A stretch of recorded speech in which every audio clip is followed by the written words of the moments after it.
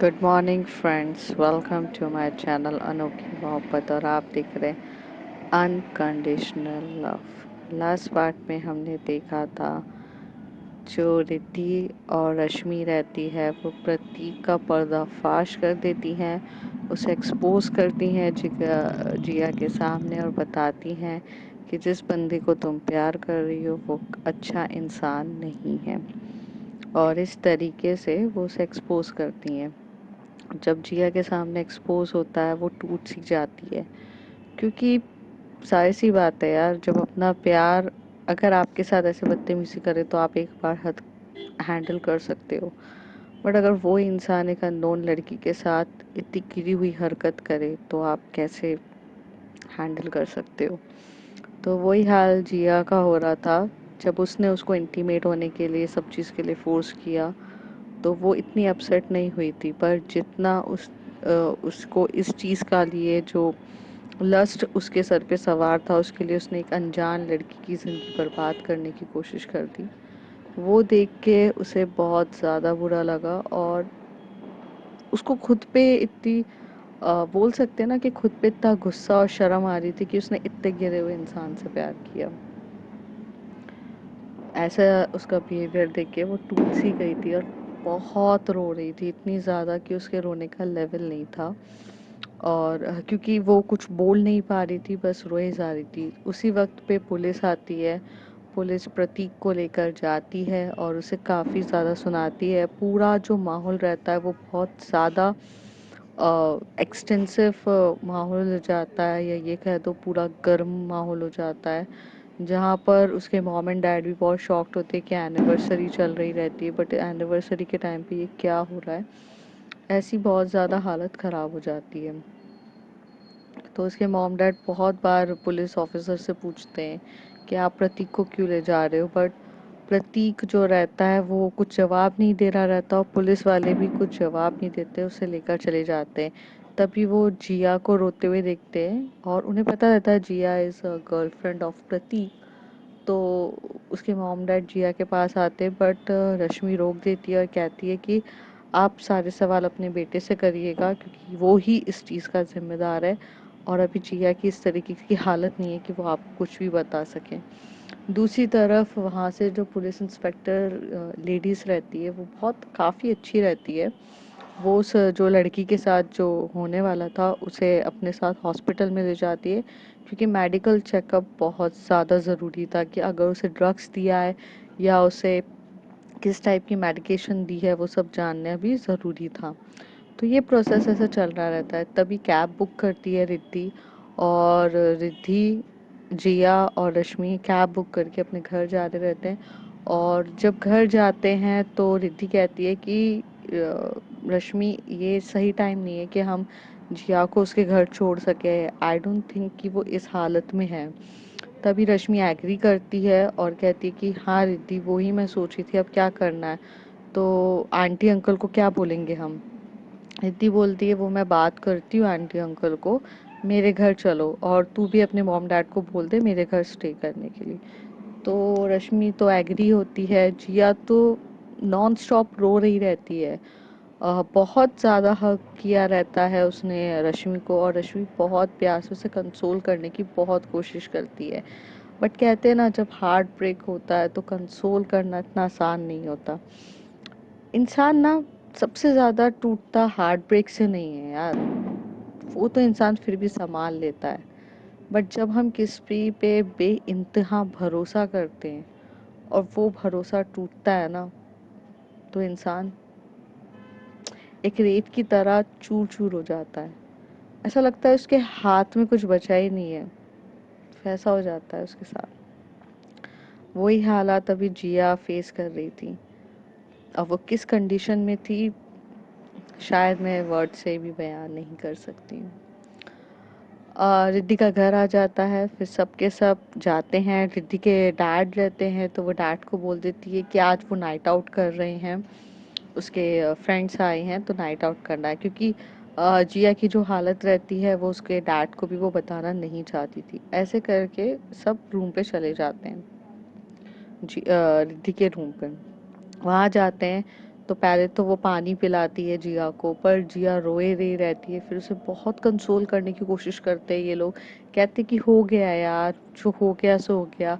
रश्मि बहुत प्यार से समझाती है और बहुत कोशिश करती है। रश्मि कहती है देख जिया, डे वन से मुझे पता था वो इंसान सही नहीं है, बट यार वो तेरा क्रश था, तेरा लव था, सब कुछ था, इसलिए मैंने कभी कुछ कहा नहीं।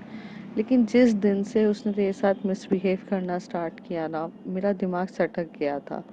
एंड आई एम सॉरी, मैं ये सब एक्सपोज नहीं करना चाहती थी यार, मैं बिल्कुल नहीं चाहती थी कि ऐसा कुछ हो, बट प्रतीक इतना गिर जाएगा मुझे नहीं पता था यार। आई वॉज थिंकिंग कि वो तेरे साथ मिसबिहेव करेगा, बट तेरे साथ छोड़, वो अनजान लड़की के साथ जिस तरीके से कर रहा था, आई एम शॉक्ड यार, मेरे को कुछ समझ में नहीं आया। तभी जिया रश्मि की तरफ बोलती है यार इसमें तेरी क्या गलती है, तूने तो उस लड़की को बचाया ही है। मुझे बुरा इस बात का लग रहा है कि मैंने इतने नीच इंसान से प्यार किया। हाँ मुझे दर्द हो रहा है, मुझे बहुत दुख हो रहा है, मुझे बहुत रोना आ रहा है, बट मैं इस बात की भी खुशी रखती हूँ कि यार कि वो इंसान मेरे लिए सही नहीं था, ये मुझे सही टाइम पे पता चला। बट वो यार इतना ज़्यादा गिर सकता है यार, इतना ज़्यादा कि वो किसी भी अनजान लड़की की ज़िंदगी बर्बाद करने पे कर रहा है यार। उसकी फैमिली है, उसका सब है, वो इतना ज़्यादा कैसे गिर सकता है यार। हालात बहुत ज़्यादा ख़राब हो गए थे। रिद्धि दोनों के लिए कॉफ़ी लेकर आती है और कॉफ़ी पिलाती है और कहती है देखो जो हुआ वो सही हुआ, एटलीस्ट हमें पता तो चला, लेट हो जाते तो बहुत मुश्किल हो जाती। Chill guys, it's okay fine. तभी जिया कहती है जिया शायद दोनों के सामने अपना वो दर्द बयान नहीं करना चाह रही थी कि जो उसे एक्चुअल में फील हो रहा था। काफ़ी हद तक वो नॉर्मल होने का दिखावा कर रही थी, जो बहुत मुश्किल होता है कभी कभार। पर ये बात रिद्धि भी समझ गई थी और रश्मि भी समझ गई थी, इसलिए वो ज़्यादा कुछ नहीं करते, नॉर्मल बैठते हैं, फ्रेंडशिप होती। तभी थोड़ी देर में बेल रिंग होती है। तभी रिद्धि रश्मि की तरफ बोलती है किसी को इनवाइट किया है या कुछ ऑर्डर किया है। तो कहती है नहीं मैंने दोनों ही नहीं किया है। तो वो कहती है ओके मैं देख कर आती हूँ। फिर वो कहती है ओए सुन, पता चला कोई चोर वोर हो, डंडा वंडा भी लेके जाना। कहती है अभी पागल है क्या, कोई थोड़ी ना आएगा, बैल रिंग करके आएगा क्या डंडा। आजकल का भरोसा नहीं है, रश्मि कहती है।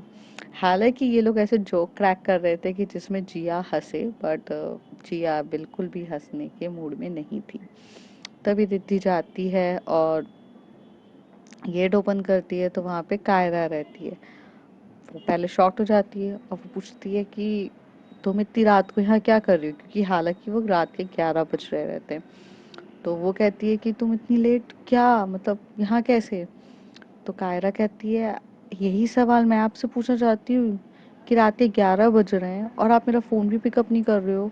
मैं 20-30 मिस कॉल्स आपको दे चुकी हूँ, आप ठीक हो कि नहीं। I am lot of worried, that's why I came. तो रिद्धि कहती है नहीं मैं ठीक हूँ, एंड मेरा फ़ोन साइलेंट पे होगा और बैग पे होगा, तो मुझे नहीं पता। तो कहती तो आप क्या क्या रहे थे जो आपको आपका फ़ोन के बारे में नहीं पता। तभी रिद्धि पहले तो कायरा को अंदर लेती है और दूसरे रूम पे लेके जाती है, जहाँ पे ना उसके डैड होते ना कोई रहता है, एक अलग से रूम होता है, वहाँ लेके जाती है। उसको बताती है कि हम लोग पार्टी में गए थे, ये इशू हो गया, ये सब हुआ जिया के साथ, उसके बॉयफ्रेंड का ये है, तो वो ऊपर वाले रूम में मेरे साथ है और इस वजह से मैंने आपका फ़ोन नहीं उठाया। जब कायरा ये सब सुनती है तो उसे बहुत ज़्यादा बुरा लगता है मैम के लिए, जिया मैम के लिए। तो कहती है कि मैम अब तो ठीक है। तो रिद्धि कहती है नहीं वो ठीक नहीं है, वो प्रिटेंड कर रही है। तो आप यहाँ पर हो तो अभी ऊपर कौन है उनके साथ। तो कहती है रश्मि है। कहती है ओके, बट मैं बहुत ज़्यादा वरीड हो गई थी कि आप फ़ोन नहीं उठा रहे थे। तो रिद्धि स्माइल करती हुए कहती है इट्स ओके, अच्छा लगा मुझे तुम्हारा ये नेचर कि तुम मेरी केयर कर रही थी, बट जानबूझ के नहीं किया थोड़ा। कहती हाँ मैं समझती हूँ। तो आज आपका नाइट आउट प्लान है। कायरा कहती है, तो रिद्धि कहती है नहीं, नाइट आउट प्लान नहीं है, बट अभी तो सब कंसोल करने की बारी है। रात बहुत हो गई थी और जिया बहुत ज़्यादा रो रही थी, तो उसके घर तो हम उसको छोड़ नहीं सकते थे, इसलिए लेकर आए। तो कायरा कहती है ओके, अच्छा मैं घर जाती हूँ। तो रिद्धि कहती है रुको, मैं तुम्हें छोड़ने चलती हूँ, रात बहुत हो गई है। तो कहती है अरे 2 गली पीछे ही तो है मेरा घर। तो कहती है नहीं, सेफ नहीं है, मैं चलती हूँ। तुम 2 मिनट रुको, मैं ऊपर से अपना इन लोगों को बोल कर आती हूँ। तो वो कहती है अच्छा। तो जैसी रिद्धि जा रही रहती तो कायरा उसका हाथ पकड़ के उसे हक करती, क्योंकि वो बहुत देर से उसे हक करे बिना रह नहीं पा रही थी, उसे बहुत याद आ रही थी। तभी जो रिद्धि रहती है वो भी उसको बैक हक करती है, और बहुत टाइटली बैक हक कर रहे थे। कब बैक हक करते करते इनको 5 मिनट ऐसे ही बैठे, एक सुकून बोलते ना जिसे, वो मिल रहा रहता है। कायरा बहुत प्यार से उसे हक करी रहती है। थोड़ी देर में वो बोलती है मैं बोल कर आऊँ। तो कहती है तो रिद्धि जाती है ऊपर, रश्मि को बोलती कायरा ही है। तो रश्मि बोलती है हाँ हाँ जा, ठीक है, घर तक छोड़ने जा रही है। तो कहती है हाँ, अच्छा मैं बेल रिंग करूँगी तो मतलब उठा लेना मतलब डोर ओपन कर देना, रिद्धि रश्मि को कहती। तो कहती हाँ तू जा। और उतनी देर में जो रिद्धि कायरा भी एक्चुअली रूम तक आ जाती है, और तभी वो जिया मैम को देखती है तो उसे बहुत ज़्यादा बुरा लगता है। लेकिन वो ये देखती है कि जो रश्मि मैम है वो बहुत काफ़ी अच्छे से उसे संभाल रही है। मतलब एक तरफ से पूरा उन्होंने एकदम बोलते ना टाइट हक करके रखा था कि 1 मिनट भी उन्हें छोड़ नहीं रही थी। बहुत ज़्यादा केयरिंग नेचर दिख रहा था, और ये बात देख के कायरा को भी बहुत अच्छा लग रहा था। फिर कायरा और रिद्धि नीचे जाते हैं, तो जो कायरा रहती है वो मैम को कहती है कि आपको मतलब रश्मि मैम बहुत अच्छे से संभालती हैं जिया मैम को। तो कायरा फिर स्माइल करती है। तो अब कायरा पूछती है आपकी ये स्माइल के पीछे का राज आप बताओ कि मुझे। तो कहती है रश्मि बहुत ज़्यादा पसंद करती है जिया को। ये बात मैं बहुत पहले से जानती थी, बट जब उसका बॉयफ्रेंड आया तो भी वो उसको पसंद तब भी करती थी, बट बॉयफ्रेंड है तो उसके उसके बॉयफ्रेंड से तो बहुत ज़्यादा चिढ़ती थी वो स्टार्टिंग से। पर फिर भी उसके साथ फ्रेंडशिप एकदम नॉर्मल थी। लेकिन इन दिनों मैंने देखा है जब उसके बॉयफ्रेंड ने उसके साथ मिसबिहेव किया तो रश्मि का वो नेचर वापस देखने को मिला जो हम कॉलेज टाइम पे जिया के लिए देखते थे उसको। रश्मि खुद नहीं जानती है कि वो जिया से प्यार करती है, क्योंकि उसे खुद नहीं पता, और शायद पता नहीं भी होगा। उसका रीज़न है क्योंकि हम बेस्ट फ्रेंड्स हैं, हम इतने ज़्यादा क्लोज हैं एक दूसरे के कि एक बेस्ट फ्रेंड और लवर के बीच की जो फाइन लाइन है ना, वो समझना बहुत मुश्किल हो जाता है। कभी कभार हमारी जो दोस्ती है वो बेस्ट फ्रेंड से ऊपर है, बट लवर से कम है।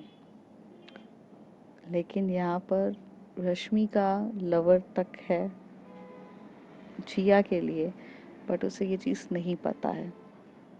ओह, तो रश्मि मैम ये नहीं जानती कि वो खुद जिया मैम से प्यार करती हैं? कायरा पूछती है। तभी रिद्धि कहती है कि हाँ, उसे खुद नहीं पता कि वो एक्चुअल में उससे प्यार करती है। वो अपने इस चीज़ को सिर्फ बेस्ट फ्रेंड का टैग देकर रखी है।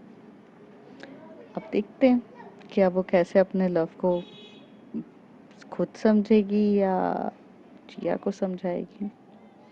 और जिया मैम, जिया भी प्यार करती है, बट जब बॉयफ्रेंड बन जाता है तो फ्रेंड्स के साथ थोड़ा डिस्टेंस कम हो जाता है।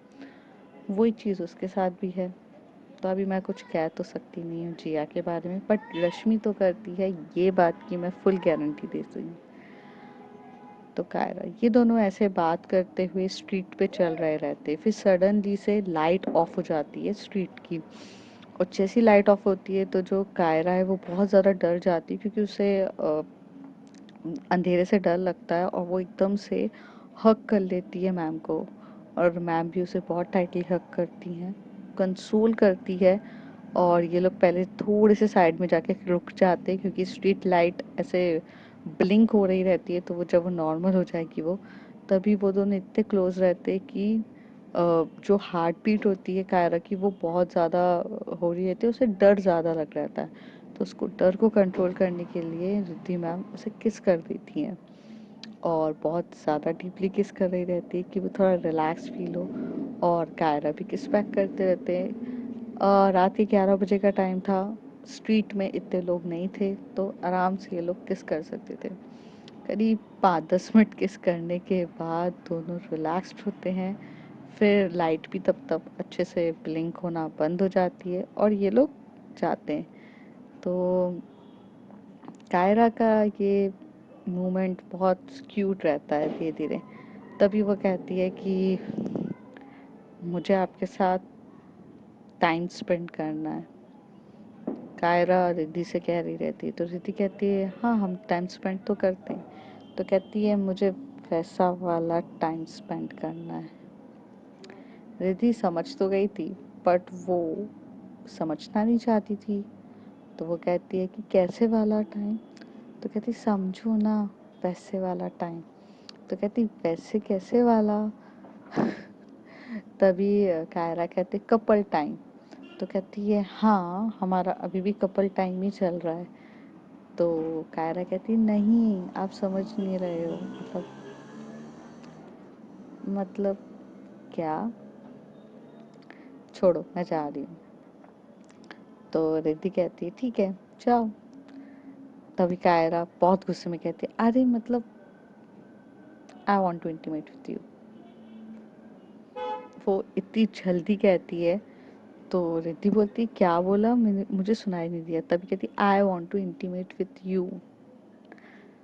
तो रिद्धि शॉक्ड होके बोलती कि इसने बोल ही दिया।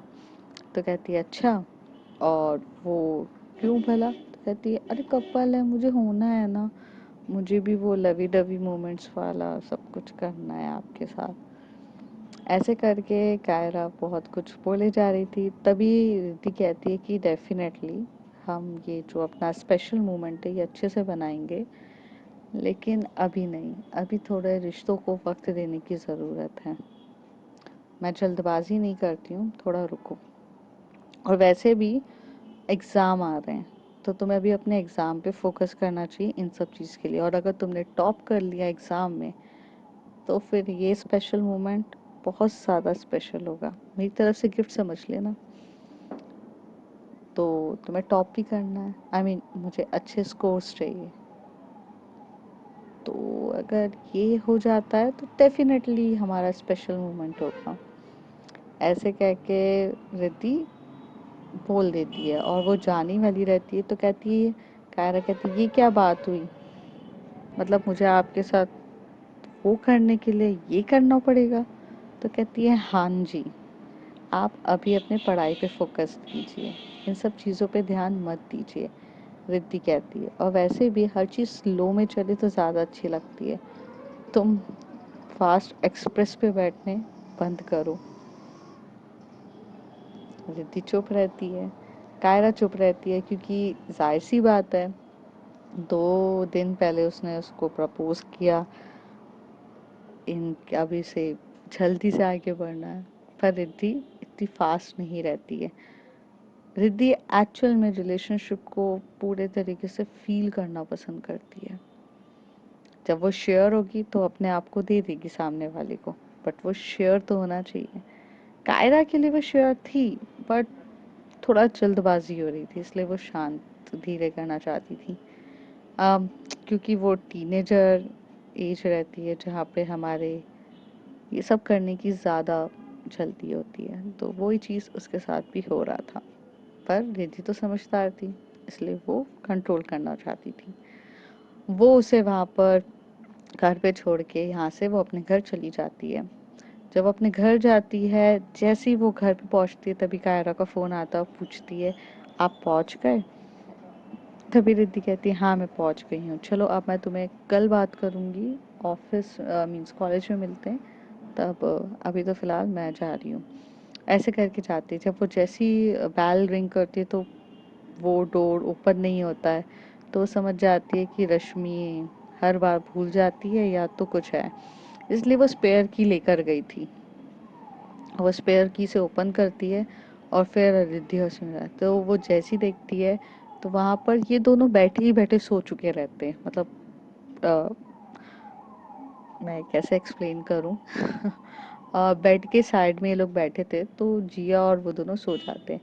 तभी रिद्धि जाती है और दोनों को उठाती है, बोलती है अरे सोना है तो बेड पे अच्छे से सो। तो कहती तू कहाँ सोएगी, मैंने कहा, वो कहती मैं सोफे पे सो जाऊंगी, तुम दोनों बेड पे सो जाओ। और वो बेड पे सोते हैं। बेड पे भी जब सो रहे रहते हैं तो रश्मि, मतलब एक बोलते हैं ना, नींद में भी बहुत केयरिंग नेचर होता है अपने पार्टनर के लिए, वैसा उसका केयरिंग नेचर था। और जिया बहुत ज़्यादा एकदम डरी हुई सी, सहमी हुई सी थी। तो वो जो रश्मि के क्लॉथ्स को बहुत टाइटली पकड़ के ऐसे रहती है, जैसे कि उसे डर लग रहा है और कोई सा चोरी। ये बहुत क्यूट मोमेंट होता है। पर्सनली बोलूँ तो बहुत ज़्यादा क्यूट मोमेंट होता है जब आप अपने पार्टनर की बाहों में बहुत अच्छे से सो रहे हो, और ये बेस्ट फीलिंग होती है। ये शायद मैं एक्सप्लेन नहीं कर सकती। लाइक इंटीमेट या सेक्स, इन सब से ना बहुत बड़ी फीलिंग होती है कि जब आपको कभी किसी की ज़रूरत हो और कोई आपको हग करके आपको अच्छे से कंसोल करके सुनाए, वो बेस्ट मोमेंट होता है। शायद उसके लिए और कुछ नहीं चाहिए रहता है। तो ये चीज़ ये लोग काफ़ी अच्छे से फील कर रहे थे। रिद्धि एक तरफ देखकर बहुत स्माइल कर रही थी, और वो स्माइल वो तभी करती जब उसे कोई चीज़ पसंद आती है, और वो स्माइल कर रही थी। बट वो ये भी जानती थी कि ये दोनों इतने अनजान है अपनी फीलिंग्स के लिए एक दूसरे से, कि कैसे ये एक दूसरे को बताएंगे। पर कहते हैं ना, वक्त और हालात सब कुछ बयान कर देते हैं। रश्मि की भी अंदर की फीलिंग्स वक्त के साथ उसे पता चल जाएगी, और वो अब जिगर के पास आ जाएगी। अब देखना ऐसे कि कैसे होता है। तब तक के लिए bye bye, take care. If you like my story, like share and subscribe, and please subscribe.